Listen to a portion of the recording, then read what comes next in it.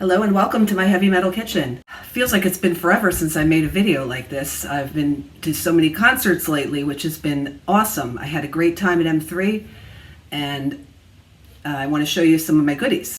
So I had the VIP. I got my lanyard, a pen,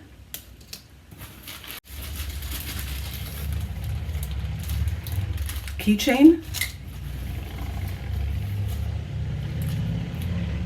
a pin. This is kind of cool. I like these little pins.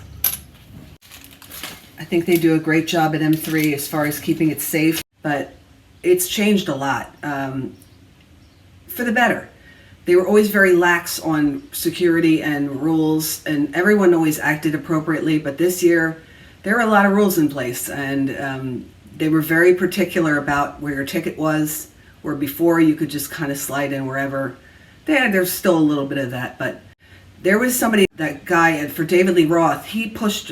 I was a little annoyed with that because my seat was 17 and a little further in towards the middle, and he had said, no, you have to stand over here, and it was way over to the side, and not cool. And there was a spot in front of that nobody had, and I don't know, I just got stuck on the side, so my pictures weren't that great in my video, but I've never ever gone to a concert like that by myself, but since nobody wanted to go, I said, the hell with it, I'm going.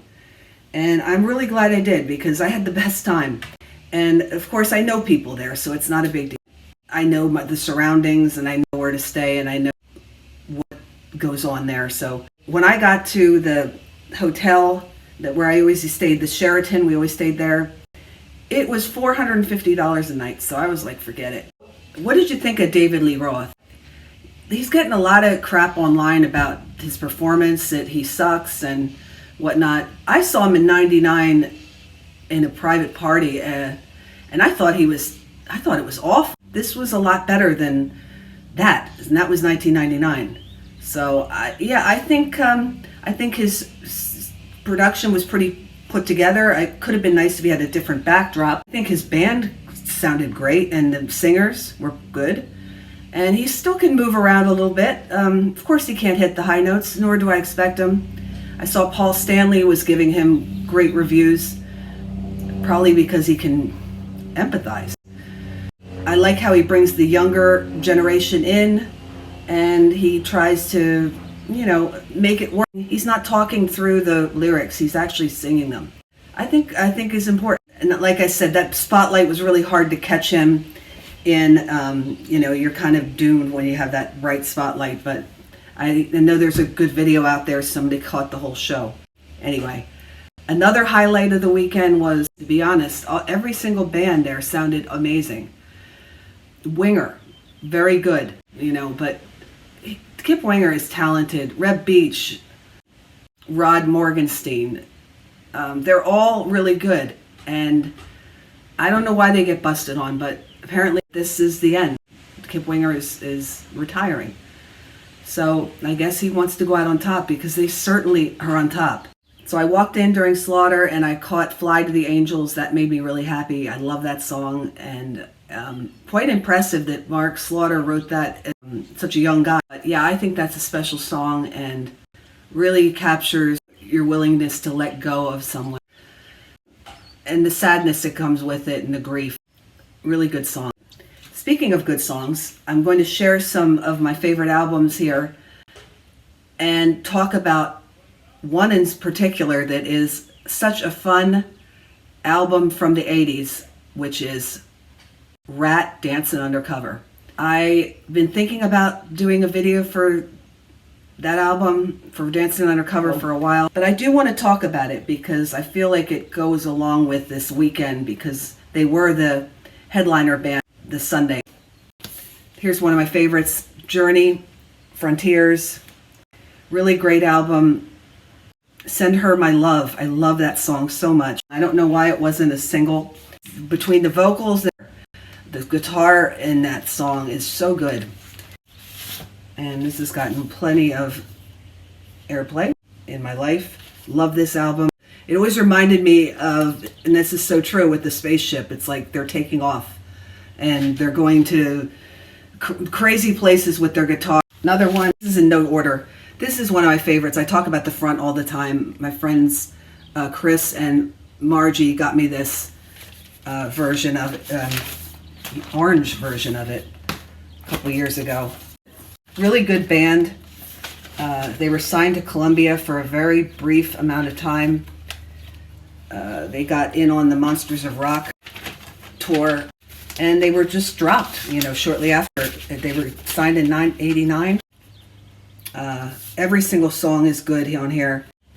Ritual, L'Emotion, Sister Moon, In the Garden. If you get your hands on this, I don't know if you'll find it, but this is a kind of a hard one to find these days, but just a fantastic album. Hard rock with a kind of a dance edge. Another one of my favorites, Kiss Dressed to Kill. And that is a favorite of mine from the classic Kiss years. I think that is their best. Wasn't the best quality sound, but it was right before they hit it.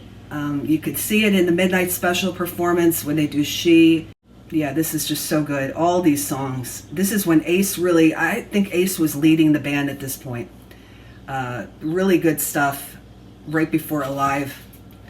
And I love it. They were just at the end of their rope almost, having to borrow Bill Aucoin's clothing and between him and his partner, and looking like this for the album cover was really said a lot.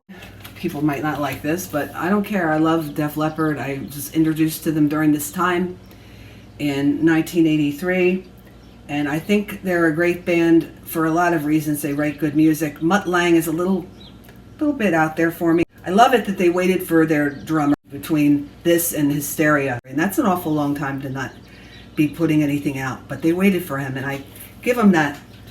And what an album that was. Here's another one. You're not going to like this. After M3, the fun wasn't over because I get to go to see Gene Simmons. That was great. Hearing him open up his show with Radioactive, that spooky stuff, I loved it. He did a great show. He sounded just the same. He has not changed. His vocals still sound just as strong. I'm just a little worried about these shows that they don't seem to be making much money. I guess he can afford it. I do think that it would be fun if he had some extra help, whether it was a past member of Kiss. Maybe he could share it with a special artist he enjoyed working with. Who knows? Another great album is this one. Robert Plant, Now and Zen. Really good stuff. Heaven Knows, Dance on My Own, Tall Cool One. That's a fun song. And you really see him having fun with that song. And then there's a really nice one, Ship of Fools, the ballad. I love that song. Here's a good one. This one probably isn't talked about much either. Mahogany Rush, Strange Universe. Great stuff from Frank Marino. If you're into guitar stuff, this is what to listen to. From Canada, I was supposed to see him a few years ago at Sellersville Theater, but it was right before the pandemic, and he apparently got very sick. I don't know what happened. But definitely, wow, if you like listening to shredding and good guitar work, you got to listen to Frank Marino. Rock City Machine Company, got to see them. That's the band, half of the band of Aces. They do a fantastic job on this album. It reminds me of songs from my youth, and has that 70s, 80s vibe. And the last one, I don't know if you'll like the last one, but come on now. Bon Jovi, 7800 Fahrenheit, way better than Slippery When Wet, New Jersey, in my opinion. This is when they were really rocking out and they were trying to fit in. I was not a fan of Slippery When Wet, nor was I a fan of New Jersey. I did like Keep the Faith. In and Out of Love, Only Lonely, Silent Night, no, not so much.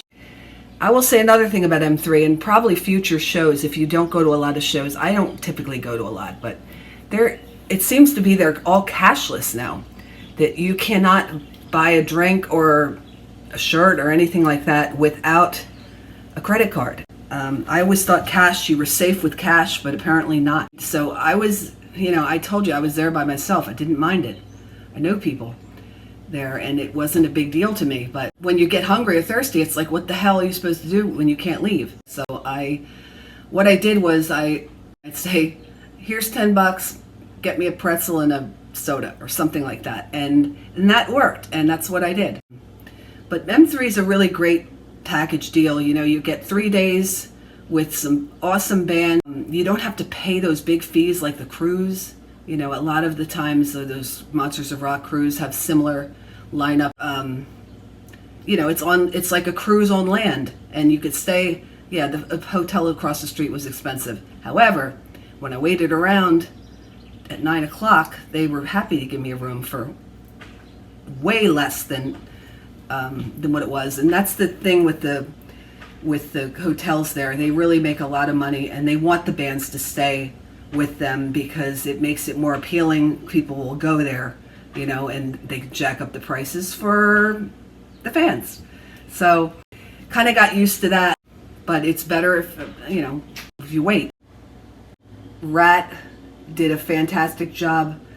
You know, Stephen Pearcy's been through a lot with cancer, and I think Warren DeMartini sounded super good. Really realize how important Warren DeMartini was to Rat as far as his backing vocals. You can definitely notice it in the live clips I put up, for sure. You know, Stephen has a very interesting voice, but it was important for those backing vocals. I'm going to talk about Dancing Undercover in my next video, and I don't know about you, but I think it's my favorite. So on that note, I'm going to stop now and start cooking. Since I went to Maryland, I never had a crab cake there. That's usually my tradition. Since I didn't get one, I'm going to make them here. I'll see you next time on my Heavy Metal Kitchen. Take care. Have a great week.